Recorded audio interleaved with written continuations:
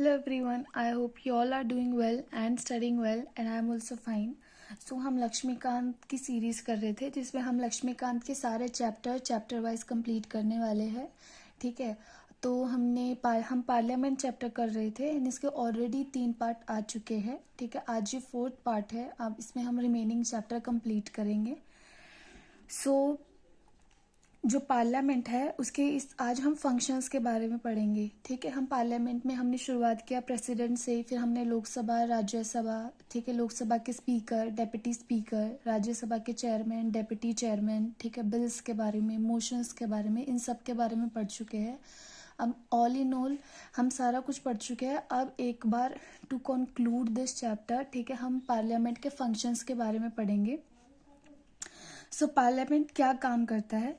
So basically ये laws बनाने का काम करता है. It is the legislative organ of our government. So it make laws कौन से सब्जेक्ट्स पे? जो यूनियन लिस्ट के सब्जेक्ट्स हैं उन पे लॉ बनाता है. रेसिडुअरी सब्जेक्ट्स 3 लिस्ट है. 7th स्केड्यूल में आर्टिकल 243 में 3 लिस्ट है. एक यूनियन लिस्ट, एक स्टेट लिस्ट, एक कॉन्करेंट लिस्ट. और ऐसे सब्जेक्ट्स जो इन तीनों लिस्ट में से किसी में भी नहीं आते वो है रेसिडुअरी सब्जेक्ट्स. सो रेसिडुअरी सब्जेक्ट्स पे लॉ बनाने का जो पावर है वो भी पार्लियामेंट की है. एंड कॉन्करेंट जो लिस्ट है उस पे पार्लियामेंट और स्टेट लेजिस्लेचर दोनों लॉज बना सकते हैं. ठीक है, पार्लियामेंट है वो स्टेट लिस्ट के मैटर्स पे भी लॉ बना सकता है. कब लॉ बना सकता है? अगर राज्यसभा पास करता है a resolution to that effect. ठीक है, ये वाला जो ब्लैक पेन से लिखा हुआ है, ये चीज़ें जब हम सेंटर और स्टेट के रिलेशंस करेंगे उस चैप्टर में आपको और डिटेल में पढ़ने को मिलेगी, तो आपको और अच्छे से समझ आएगी. ठीक है, नेशनल इमरजेंसी इन ऑपरेशन या प्रेसिडेंट रूल है. ठीक है, उस टाइम पर या 2 या more than 2 state request to parliament की एक लॉ बनाए. ठीक है, या वेन एवर नेसेसरी. ठीक है, सो पार्लियामेंट ना सिर्फ यूनियन लिस्ट के मैटर्स पे बट स्टेट लिस्ट के मैटर्स पे भी लॉ बना सकता है. ठीक है, उसकी ये कुछ एक्सेप्शनल सिचुएशंस है. ठीक है, जब हम सेंटर और स्टेट के रिलेशंस वाला चैप्टर करेंगे तो उसमें हम और डिटेल में इन सब के बारे में पढ़ेंगे. अब प्रेसिडेंट की एक पावर होती है ऑर्डिनेंस मेकिंग पावर. अब क्योंकि हम पढ़ चुके हैं तो हमें पता है कि एक बिल जब पार्लियामेंट में इंट्रोड्यूस होता है तो लॉ बनने के लिए वो दोनों उसमें से पास होना ज़रूरी है, लोकसभा में से और राज्यसभा में से. ठीक है, अब आपको पता है कि लोकसभा के 3 ही सेशन होते हैं, एक तो बजट, एक मॉनसून और एक विंटर सेशन. उसके बीच में जब मान लो कभी लोकसभा सेशन में नहीं है, ठीक है, उस केस में पार्लियामेंट सेशन में नहीं है और ऐसी कोई इमरजेंसी सिचुएशन आ जाती है कि कोई लॉ लेके आना ज़रूरी है, तो उस केस में प्रेसिडेंट ऑर्डिनेंस मूव कर सकता है. ठीक है, so ordinance making power it must be approved by parliament within 6 weeks after its reassembly. ठीक है, तो पार्लियामेंट ऑर्डिनेंस पास कर देता है, फिर लोकसभा जब दोबारा से सेशन में आती है तो 6 वीक्स के अंडर उसको वो चीज़ को पास करना पड़ता है, अप्रूव करना पड़ता है पार्लियामेंट को. ठीक है, नाउ मूविंग ऑन. यस, तो मैंने आपको बताया था कि नो कॉन्फिडेंस मोशन के बारे में हमने पढ़ा था. मोशंस में नो कॉन्फिडेंस मोशन में क्या होता है कि जो पार्लियामेंट है उसमें गवर्नमेंट को मेजॉरिटी होल्ड करना चाहिए. अदरवाइज नो कॉन्फिडेंस मोशन अगर पास हो जाता है, गवर्नमेंट मेजॉरिटी होल्ड नहीं करती पार्लियामेंट में, ठीक है, तो गवर्नमेंट को रिज़ाइन करना पड़ता है. मतलब council of minister headed by prime minister को रिज़ाइन करना पड़ता है. लोकसभा डिसॉल्व हो जाती है और दोबारा इलेक्शंस होते हैं. तो मतलब जो एग्जीक्यूटिव है वो रिस्पॉन्सिबल है to parliament for its policies and acts. ठीक है, now ministers are collectively responsible to the Lok Sabha. ठीक है, no tax can be levied और collected and no expenditure can be incurred by the executive except authority of parliament. ठीक है, I told you कि जब budget introduce होता है, ठीक है, और कोई भी अगर कंसोलिडेटेड फंड ऑफ इंडिया में से कोई भी एक्सपेंडिचर इनकर होता है तो उसके लिए एक अप्रोप्रिएशन बिल इंट्रोड्यूस होता है which must be pass by the parliament. ठीक है, नाउ प्रिंसिपल ऑफ एनविटी. ठीक है। Unspent balance at the end of physical year, कि मैं ऑलरेडी पहले भी बता चुकी हूँ क्योंकि पहले नोट्स में ये आ गया था। तो इसका मतलब यही है कि एक बजट में जितना पैसा एलोकेट किया जाता है वेरियस मिनिस्ट्रीज को, ठीक है, इसका टाइम है कि ये 1 साल के बाद एक्सपायर हो जाएगा। ठीक है, तो it returns to the consolidated fund of India again. ठीक है, तो इसलिए क्या होता है कि ईयर के एंड के टाइम पे गवर्नमेंट के द्वारा बहुत एक्सेसिव एक्सपेंडिचर किया जाता है, जिसको मार्च रश भी बोलते हैं। ठीक है, so unspent balance at the end of physical year expires and returns to consolidated fund of India. This is also known as rule of lapse. This leads to heavy rush of expenditure towards the close of the physical year. ठीक है ना, parliament को अभी next जो chapter हम करने वाले हैं वो कॉन्स्टिट्यूशन को अमेंड करने वाला ही चैप्टर करने वाले हैं, तो वहां पे आपको अच्छे से समझ आएगा। तो जो पार्लियामेंट है वो कॉन्स्टिट्यूशन को अमेंड कर सकता है 3 तरीके से, या तो सिंपल मेजोरिटी से, स्पेशल मेजोरिटी से, या सिंपल मेजोरिटी यानी कि ऑर्डिनरी मेजोरिटी से, या फिर special majority plus ratified by at least half of the state legislatures. ठीक है, ये तो हम अगले चैप्टर में ही करने वाले हैं। ठीक है, और जो स्टेट लेजिस्लेचर्स है वो खुद भी रिक्वेस्ट कर सकती है पार्लियामेंट को by passing a resolution for the creation और एबोलिशन ऑफ लेजिस्लेटिव काउंसिल। ठीक है, सो बहुत सारे स्टेट्स ऐसे हैं, ठीक है, जहाँ पे दो बाय कैमरलिज्म है। फॉर एग्जांपल 2 हाउस है, जैसे कि लेजिस्लेटिव असेंबली भी है और लेजिस्लेटिव काउंसिल भी है। तो लेजिस्लेटिव काउंसिल का क्रिएशन कौन कर सकता है? Parliament on the request of the concern state legislature. ठीक है, impeach the president for violation of constitution. It can also remove the vice president. It can recommend removal of judges plus chief justice of supreme court, high court, chief election commissioner and comptroller and editor general of India.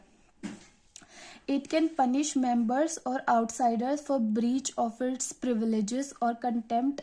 ठीक है, parliament elect किस किस को करता है? President को, vice president को, speaker को, डेप्टी स्पीकर को, चेयरमैन को एंड डेप्टी चेयरमैन को।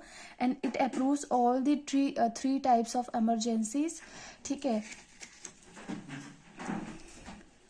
सो नाउ मूविंग अहेड टू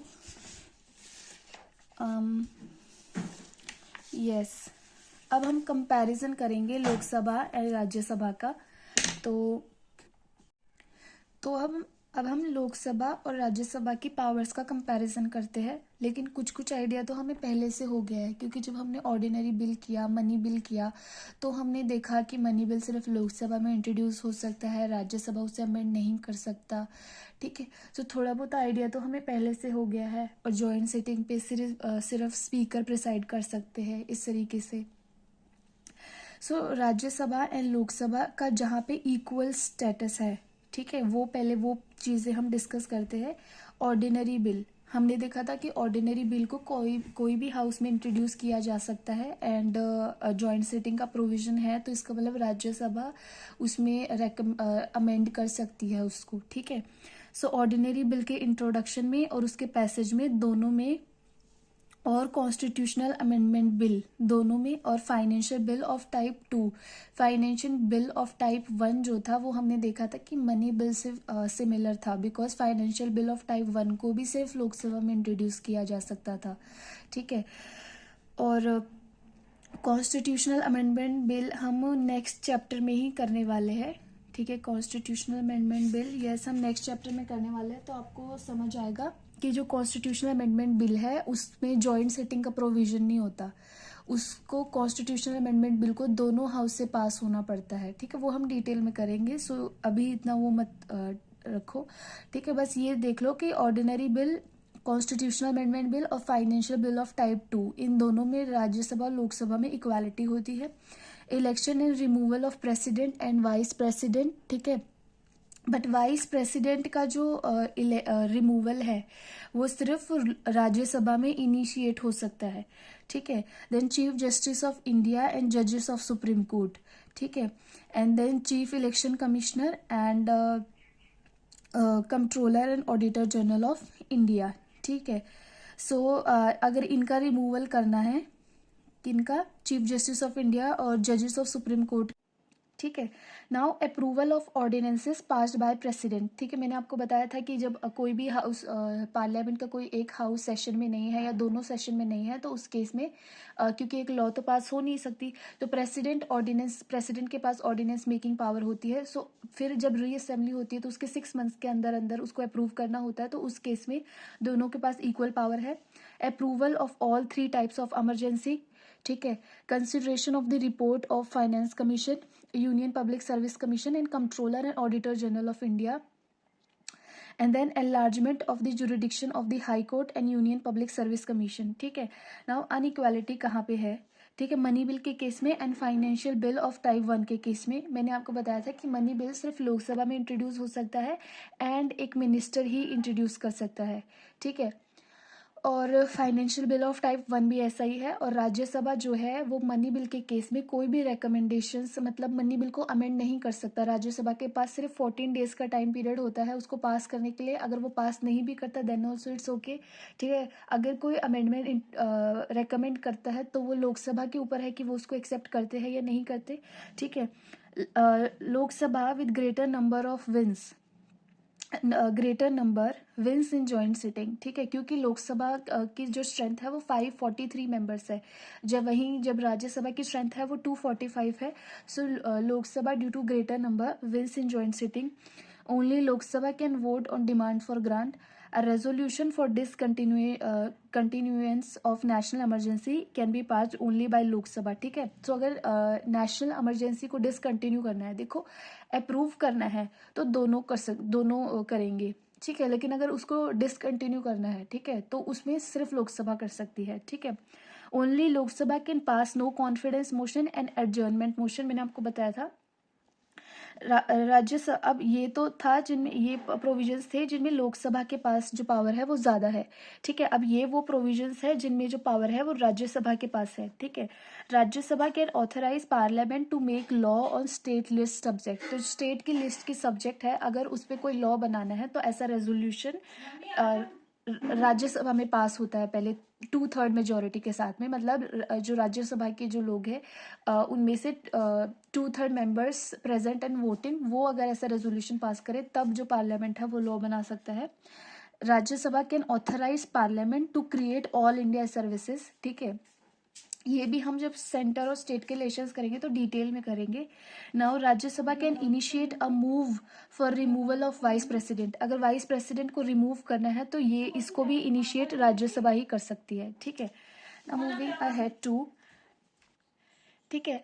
अब हम पार्लियामेंट की प्रिविलेजेस के बारे में पढ़ेंगे। प्रिविलेज मतलब कुछ विशेष अधिकार दिए जाते हैं पार्लियामेंट के मेंबर्स को, ठीक है, क्योंकि वो पार्लियामेंट का पार्ट है, ठीक है। ये आर्टिकल वैसे है भी बहुत इंपॉर्टेंट, जैसे 123 बहुत इंपॉर्टेंट है, फंडामेंटल राइट्स के आर्टिकल इंपॉर्टेंट है। कई कई आपको आर्टिकल्स का नाम भी याद रखना होता है, ठीक है।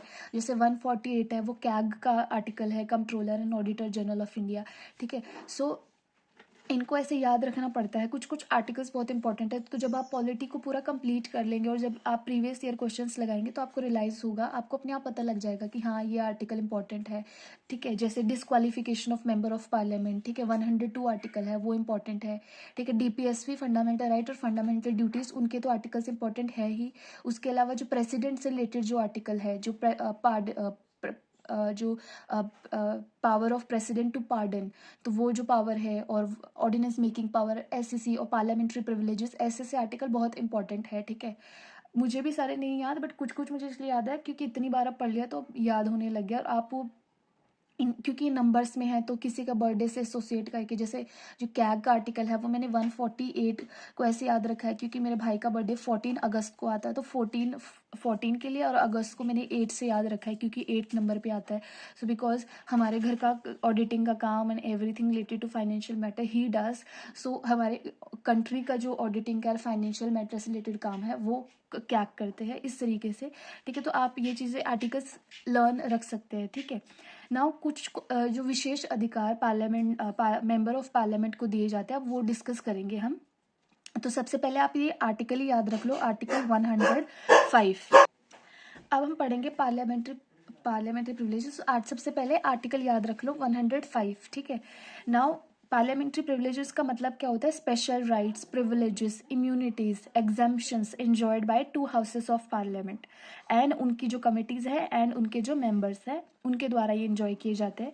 Constitution has also extended these parliamentary privileges to attorney general of India and union ministers. तो वो जो भी लोग हैं जिनको पार्लियामेंट में राइट टू स्पीक है, ठीक है, वो जो लोग पार्लियामेंट की प्रोसीडिंग्स में पार्टिसिपेट कर सकते हैं, आई टोल्ड यू अर्लियर, ठीक है, पिछले लेक्चर्स में मैंने आपको बताया था कि जो अटॉर्नी जनरल ऑफ इंडिया होते हैं, जो मिनिस्टर्स होते हैं, वो किसी भी हाउस ऑफ पार्लियामेंट की प्रोसीडिंग्स में पार्टिसिपेट कर सकते हैं but without right to vote. ठीक है, so attorney general of India and union ministers वो भी ये प्रिविलेजेस एंजॉय करते हैं. ठीक है, बट प्रेसिडेंट एंजॉय नहीं करते. ठीक है, नाउ क्या है इनकी जो प्रिविलेजेस? पहली चीज जो है वो है they can publish it's reports. ठीक है, proceedings and prohibit other from doing so in case of a secret sitting. ठीक है, they cannot be arrested but only in civil cases 40 days before the session and 40 days after the session. ठीक है, तो while the session and 40 days before the session भी and 40 days after the session भी they cannot be arrested in only in civil cases. They have freedom of speech in parliament. ठीक है, and they are exempted from jury services. They can refuse to give evidence and appear as witness in court when parliament is in session. ठीक है, सो ये jury service देने से भी मना कर सकते हैं. ठीक है, सो ये है. अब हम क्या करेंगे, just wait, I don't know मैंने आपको ये बता दिया था कि नहीं बताया था, बट जब मैं बिल्स करवा रही थी तो वहाँ पे मैंने नीचे कुछ चीज़ें मेंशन नहीं की थी, तो मैं एक बार फिर से ये समझा देती हूँ कि जब ऑर्डिनरी बिल का केस होता है, ठीक है, दोनों हाउस ऑफ पार्लियामेंट से पास हो गया, अब वो प्रेसिडेंट के पास जाएगा. जब प्रेसिडेंट के पास जाता है तो प्रेसिडेंट के पास 3 पावर होती है, या तो प्रेसिडेंट असेंट दे दे, या प्रेसिडेंट अपना असेंट ना दे, या फिर प्रेसिडेंट दोबारा हाउस ऑफ पार्लियामेंट के पास भेज दे रिकंसिडर करने के लिए कि आप रिकंसिडर करिए और फिर भेजिए. अब पार्लियामेंट ने मान लो रिकंसिडर कर लिया, और या तो अमेंडमेंट के साथ, मतलब रिकंसिडर करके, या तो कुछ चेंजेस के साथ या बिना कुछ चेंजेस के अगर वो दोबारा प्रेसिडेंट के पास भेज देते हैं तो इस बार प्रेसिडेंट को एक्सेप्ट करना पड़ेगा. ठीक है, चाहे वो कोई चेंज करके भेजे या ना भेजे, लेकिन अगर दोबारा आ गया तो प्रेसिडेंट को अपना असेंट देना पड़ेगा. ठीक है, बट जब स्टेट लेजिस्लेचर का केस होता है, तो ऑल्दो वहाँ पे गवर्नर के पास जाता है, दोनों स्टेट लेजिस्लेचर से पास होके बिल गवर्नर के पास जाता है, लेकिन अगर गवर्नर उसको प्रेसिडेंट के लिए अगर उसको रिजर्व कर देता है, तो अगर वो प्रेसिडेंट के पास जाता है और प्रेसिडेंट वापस उसे स्टेट लेजिस्लेचर के पास भेज देता है रिकंसिडर करने के लिए, और स्टेट लेजिस्लेचर फिर वापस उसे प्रेसिडेंट के पास भेज देता है विद और विदाउट अमेंडमेंट, तो स्टेट लेजिस्लेचर के केस में ये bound president is not bound to give assent. ठीक है, वो फिर से वापस भेज सकता है स्टेट लेजिस्लेचर के केस में, बट लोकसभा के केस, मतलब पार्लियामेंट के केस में ऐसा नहीं है. अगर एक बार हाउस ऑफ पार्लियामेंट ने भेज दिया, ठीक है, रिकंसिडर करके, तो प्रेसिडेंट को असेंट देना पड़ेगा. ठीक है, और ये जो मैंने अभी चीज़ समझाई है, ये हम सेंटर स्टेट रिलेशंस और जब स्टेट लेजिस्लेचर वाला टॉपिक करेंगे ना, तब उसमें ये और भी हम डिटेल में करेंगे. ठीक है, मनी बिल के केस में प्रेसिडेंट या तो असेंट दे सकता है या उसको रिजेक्ट कर सकता है, रिकंसिडरेशन के लिए वापस नहीं भेज सकता है. यूजुअली प्रेसिडेंट अपना असेंट दे देता है, क्योंकि मनी बिल को introduce he prior recommendation of president पे किया जाता है. ठीक है, सो मना करने का देयर इज नो चांस. ठीक है, but can not return the bill for reconsideration. ठीक है, मनी बिल को सर्टिफाई कि हाँ ये बिल मनी बिल है, ये सर्टिफाई कौन करता है? स्पीकर. और स्पीकर का डिसीजन इस केस में फाइनल होता है. It can not be question in any court और in any house of parliament. ठीक है, so his decision is final. Now moving ahead to, I think one more thing is left. Yes, हमारे constitution में total 12 schedule है. ठीक है, ये schedules को लर्न करने की एक ट्रिक है जो मेरी नहीं है, मैंने भी कहीं से सीखी है, जो फिनोलॉजी प्रिया जैन का मैम है, उनसे मैंने ये ट्रिक सीखी थी. तो ये 12 स्केड्यूल्स को लर्न करने की ट्रिक क्या है? Tears of old PM. T for territory, E for emoluments, A for oath and affirmations, R for allocation of seats in Rajya Sabha, S for administration and control of scheduled areas and STs, O for other tribal areas, F for federal structure. ठीक है, तो अभी इस chapter में कौन कौन से schedule important हुए? एक तो स्केड्यूल 4, ठीक है। जब मैंने आपको राज्यसभा की कंपोजिशन के बारे में बताया था तो मैंने आपको बताया था कि 4th schedule is related to this, ठीक है। और एक 7th शेड्यूल में मैंने बताया आपको article 2, I think it is 243, I check and then जब मैं एडिट करूंगी तब मैं मेंशन कर दूंगी राइट आर्टिकल, ठीक है।